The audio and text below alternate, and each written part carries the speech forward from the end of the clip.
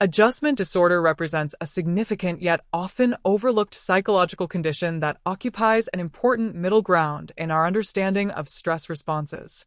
Positioned between normal, adaptive reactions to life stressors and more severe psychiatric conditions, this disorder illuminates the complex ways in which humans respond to challenging life circumstances. Unlike conditions that develop without clear environmental triggers, adjustment disorder by definition occurs in response to identifiable stressors, making it a quintessential example of the interplay between external events and psychological well-being.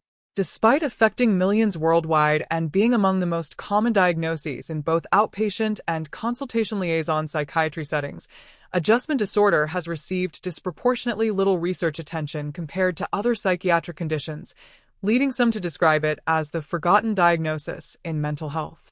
The diagnostic criteria for adjustment disorder center on the development of emotional or behavioral symptoms occurring within 3 months of an identifiable stressor or stressors. These symptoms must be clinically significant, as evidenced by marked distress exceeding what would be expected given the nature of the stressor, or significant impairment in social, occupational, or other important areas of functioning.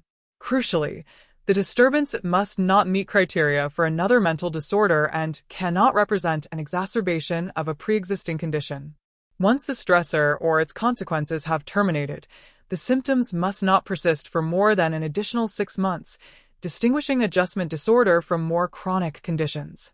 The time-limited nature of the diagnosis reflects its conceptualization as a maladaptive response to stress that, given appropriate support and coping strategies, should resolve as adaptation occurs or when the stressor is removed. The stressors that precipitate adjustment disorders span a wide spectrum of human experiences, ranging from seemingly minor events to profound life changes. Common triggers include relationship difficulties such as separation, divorce, or conflicts, work-related challenges including job loss, retirement, or workplace conflict, financial problems, health concerns either in oneself or loved ones, developmental transitions such as leaving home, becoming a parent, or entering retirement, or geographic relocations that disrupt established support networks. In children and adolescents, academic difficulties, family conflicts, or challenges with peer relationships often serve as precipitants. While some stressors involve single events, others represent ongoing circumstances or multiple coinciding challenges that collectively overwhelm an individual's coping resources. The subjective impact of any stressor depends not merely on its objective characteristics, but on its meaning to the affected individual, their available resources, concurrent demands, and broader sociocultural context. Adjustment disorder is classified into several subtypes based on the predominant symptoms experienced. Adjustment disorder with depressed mood features primarily sadness, tearfulness, and feelings of hopelessness. Adjustment disorder with anxiety manifests as nervousness, worry, and feeling overwhelmed or unable to cope or concentrate. Adjustment disorder with mixed anxiety and depressed mood, as the name suggests, includes symptoms of both emotional states. Adjustment disorder with disturbance of conduct involves violations of social norms or the rights of others, such as aggressive behavior, vandalism, reckless driving, or defaulting on legal responsibilities. Adjustment disorder with mixed disturbance of emotions and conduct combines emotional symptoms with behavioral issues. Finally, adjustment disorder unspecified covers maladaptive reactions that don't clearly fit the other subtypes, such as physical complaints, social withdrawal, or work or academic inhibition. These subtypes help clinicians capture the heterogeneity of stress responses while recognizing the common underlying dynamic of maladaptive adjustment to identifiable stressors. The development of adjustment disorder involves a complex interplay of vulnerability factors and stressor characteristics. No single pathway leads to the condition. Rather, multiple biopsychosocial factors interact to determine who develops clinically significant symptoms following stress exposure. Biological vulnerabilities may include genetic predispositions to stress sensitivity, temperamental factors such as high neuroticism or negative affectivity, or neurobiological differences in stress response systems. Psychological factors include coping styles, attachment patterns formed in early relationships, cognitive appraisal tendencies, and pre-existing self-concepts or world assumptions. Social determinants encompass socioeconomic resources, cultural frameworks for understanding and responding to adversity, community support structures, and broader societal stressors such as discrimination or political instability. The characteristics of the stressor itself, including its severity, duration, controllability, and whether it affects central life domains or important relationships, also significantly influence adjustment outcomes. The boundary between normal stress reactions and adjustment disorder represents an important clinical distinction. Following significant stressors, most individuals experience some degree of emotional distress and functional disruption as part of the natural adaptation process. These responses typically align proportionally with the nature of the stressor and gradually diminish as coping resources are mobilized and adaptation occurs. Adjustment disorder, by contrast, involves distress that is markedly excessive given the nature of the stressor or causes significant functional impairment across important life domains. This distinction requires careful clinical judgment, taking into account cultural norms regarding stress expressions, the individual's baseline functioning, available support resources, and concurrent demands. The line between adjustment disorder and more severe conditions such as major depressive disorder or anxiety disorders can also be challenging to discern, particularly when symptoms are severe or persist beyond the expected adjustment period. Culturally sensitive assessment of adjustment disorder requires awareness that cultural factors profoundly influence every aspect of the condition, from which life events are perceived as stressful, to how distress is expressed and interpreted, to what constitutes adaptive versus maladaptive coping.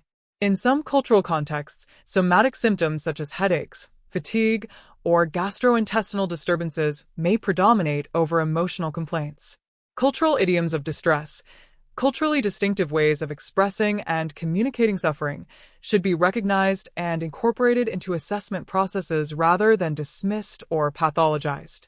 The meaning assigned to stressors also varies considerably across cultural frameworks. For instance, events that threaten collective harmony or family honor may carry particular significance in collectivist societies, while those that threaten individual autonomy or achievement may be especially impactful in more individualistic contexts.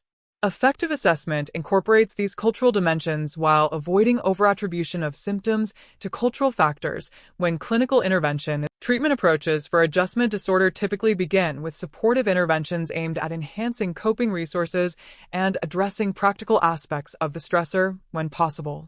Supportive psychotherapy provides a safe environment for processing emotional reactions, normalizing distress as an understandable response to challenging circumstances, and gradually developing more adaptive perspectives on the stressor and its meaning.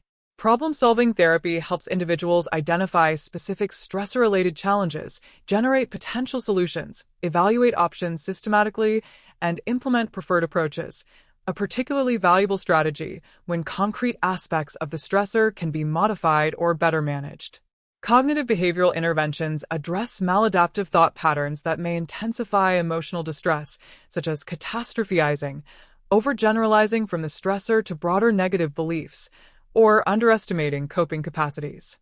Interpersonal therapy may be indicated when stressors involve significant relationship disruptions or role transitions.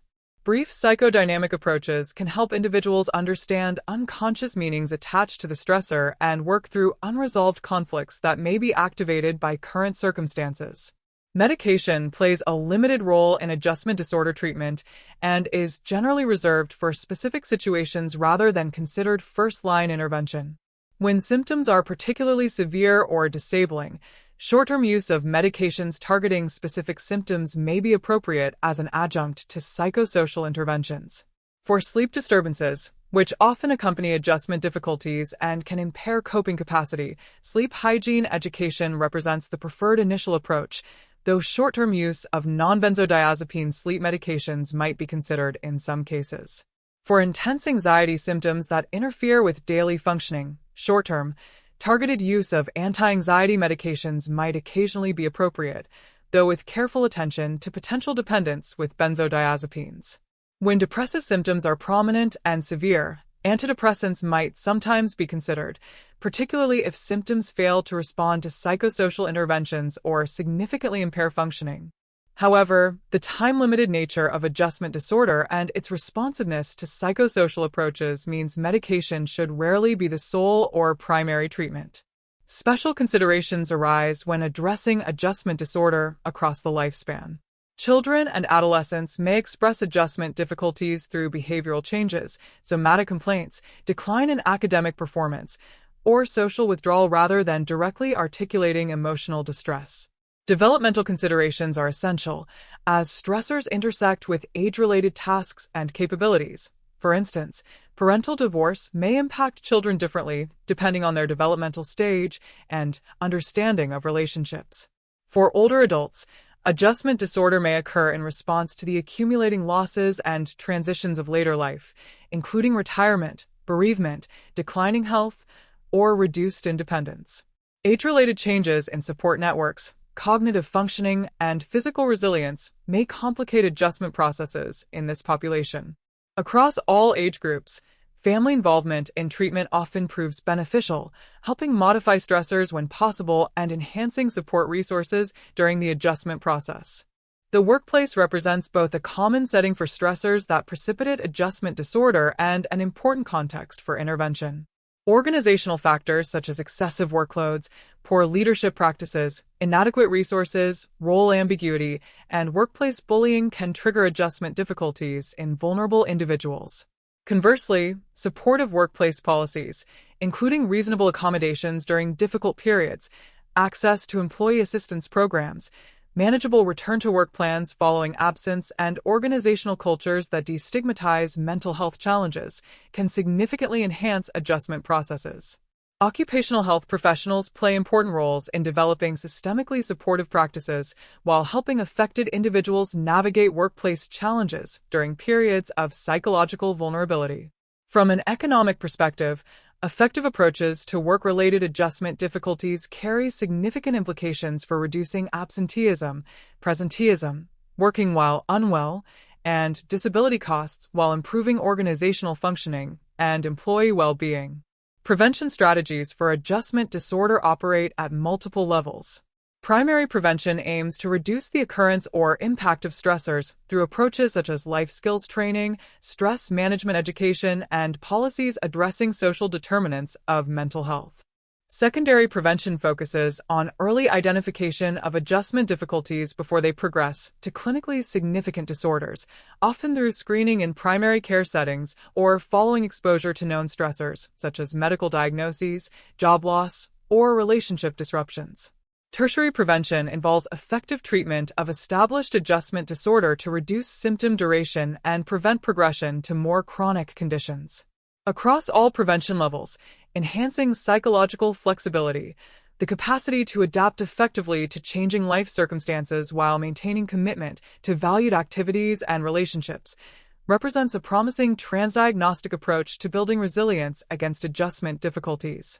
The COVID-19 pandemic created unprecedented challenges related to adjustment, with millions worldwide simultaneously experiencing multiple stressors including health threats, bereavement, economic insecurity, disrupted social connections, and profound uncertainty.